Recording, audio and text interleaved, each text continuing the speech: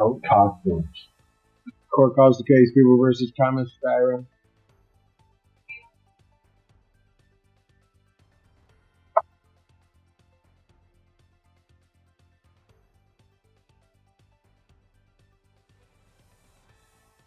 Thomas Styron, the living man, here by special appearance to address this matter.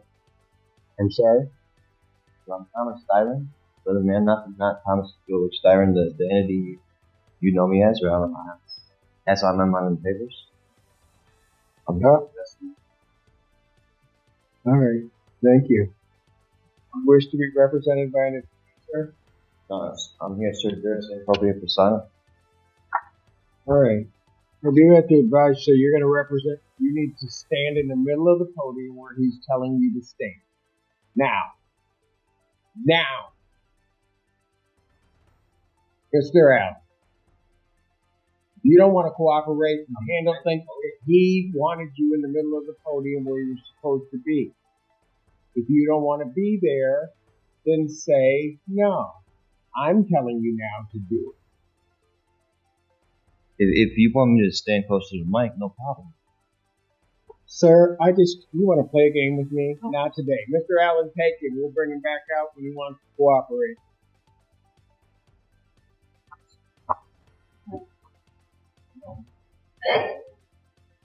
Yeah, we need an interpreter for the last two and that one.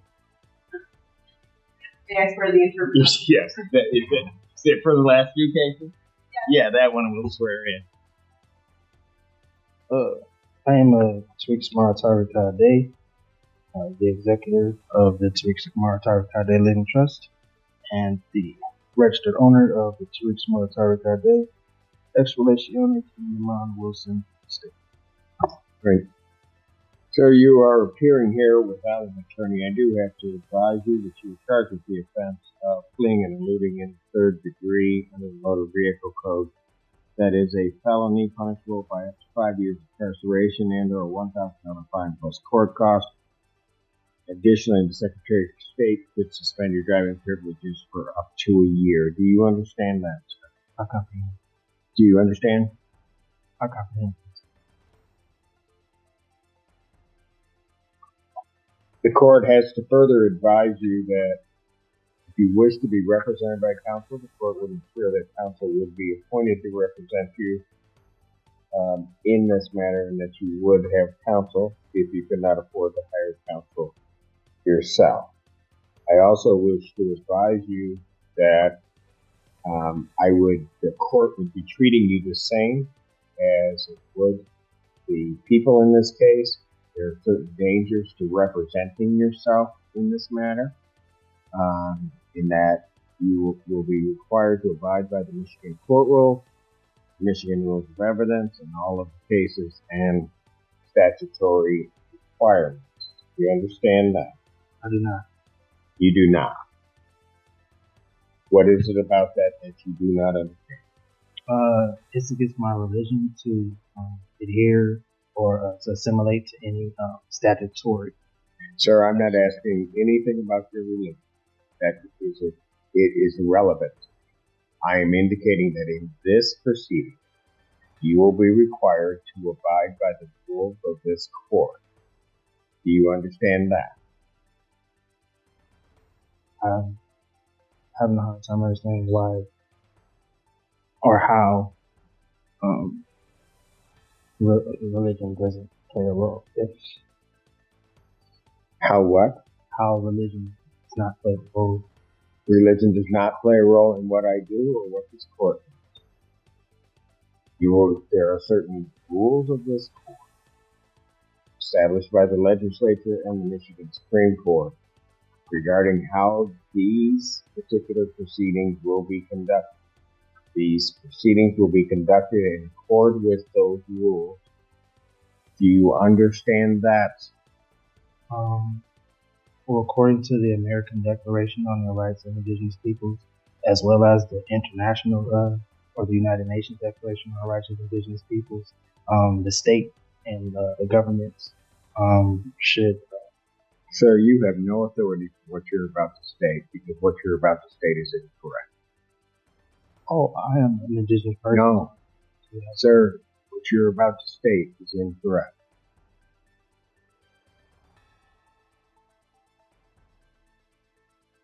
Well, If you were on indigenous lands, if that's where you're going, then maybe you might be right.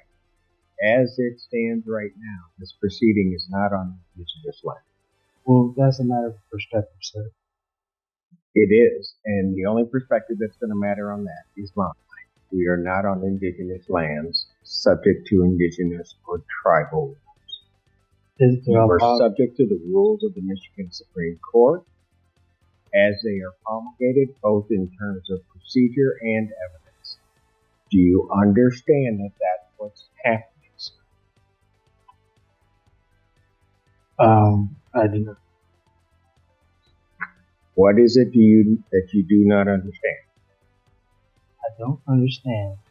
Because I'm going to tell you something, sir. You are unable to establish or understand what I'm saying, and go through this with you again. I have to assume that there may be some reason why you don't understand. This court will take precautions to protect your rights, and I will be sending you for a competency evaluation to make sure that you are competent to stand trial and to stand in these proceedings. Well, I would agree to a competency if the prosecution as well as the court officers agree to take a competency. That's not the way it works. You don't get to make the rules. I'm ordering a competency. Defendant is ordered for a forensic evaluation. I will set a competency hearing in this matter for July 25th, 2024. At what time? At 9 a.m. Now, sir, I'm going to ask you this. Yes, sir. Because it's going to depend on where you may be staying for a period of time.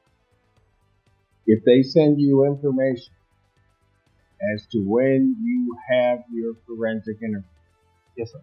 Are you going to cooperate and attend that interview? Under threat, duress, and coercion, yes. Pardon? Under threat, duress, and coercion, yes. No. It's not how it works. I'm asking you, are you voluntarily going to cooperate? I say yes. Pardon? I mean, is this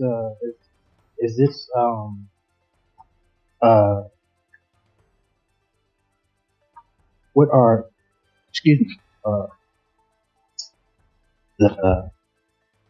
what are you relaying to me in regards? What are you insinuating in regards to where I will stay for the time? I'm going to make sure that we are going to have our forensic interview done. I've ordered a forensic interview. I am asking you whether or not, when given notice of that interview, whether or not you are going to voluntarily cooperate in that interview. I will take the interview. Excuse me? I will take the interview. Anything from the people? Or ask people to prepare the order. Yes, please prepare the order for this. Is that your address, sir? Excuse me? Yeah, that's true. Turn. All right, very good. I will send a copy to that address. Very good. All right. This time then, bond is continued. Yes, sir. And I'm sorry. Can I get that date again, please, sir? If I can put it in my calendar. July 25th. You were supposed to, assuming you're waiving it, you were supposed to file your motion. I did. I filed it. When did you file it? I brought it in today. Do we have it? I gave it. I mean, it was stamped and I gave it to the reception. Why didn't you file it before today? Well, as I stated at the last hearing, No, don't go through this proceeding at the last hearing. Well, you I asked. knew that, you knew it was supposed to be filed before today. And man, you're going to figure out something. We're playing by my rules, not yours. So you do not say anything because you're going to figure that out real soon. Do they have it?